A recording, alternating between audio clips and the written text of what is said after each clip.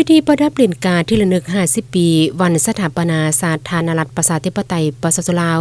ให้บุคคลที่มีผลงานในการเคลื่อนไหวประกอบส่วนเข้าในการสร้างสาและพัฒนาประเทศชาติวรวมวสพก็คือการประกอบส่วนสร้างสาและพัฒนาแขวงมือคำไซตลอดระยะพันมาได้จัดขึ้นในตอนเช้าของวันที่2ธันวาคม2025ทางรัฐบาลขึ้นประดับเหรียญโดยแม่นทานโซนธนูธรรมวงศ์กรรมการส่วนกลางพรรคเลขาคณะบริหารงานพรรคแขวงมือคำไซทานสุวรรณีไซสนะประธานสภาปสสแขวงทานคำเวนปัญญานุวงศ์ห้องเลขาพรรคแขวงมีการนำภาครัฐพนักงานอาวุโสบำนาญและพนักงานหลักแหล่งของแขวงเข้าร่วมท่านอุทิศแก้วลาห้องหัวหน้าคณะจัดตั้งแขวงได้พัน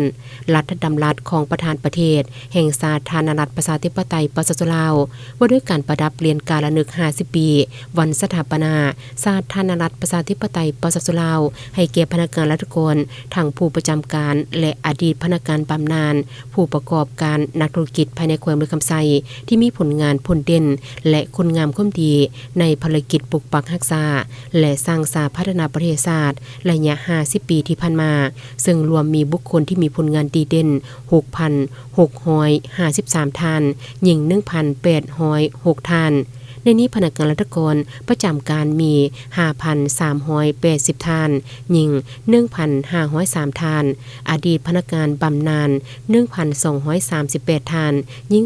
294 ท่านและนักธุรกิจผู้ประกอบการ 35 ท่านหญิง 9 ท่าน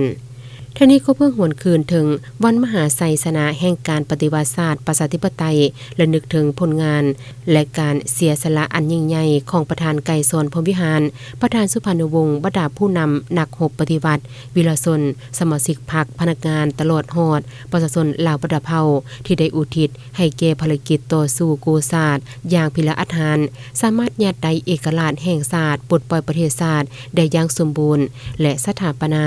สาธารณรัฐประชาธิปไตยปสสลาวขึ้นในวันที่2ธันวาคมปี1975